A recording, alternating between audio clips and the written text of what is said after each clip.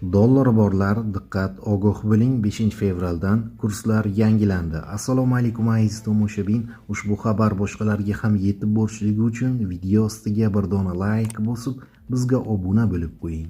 Diqqat qiling. Markaziy bank xorijiy valyutalarning o'zbek so'miga nisbatan 5 fevralda amalda bo'ladigan qiymatini e'lon qildi.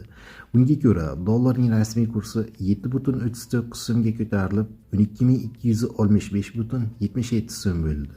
Bundan kelib chiqib, 100 dollarning qiymati so'mga nisbatan 1,226,577 so'm bo'lmoqda.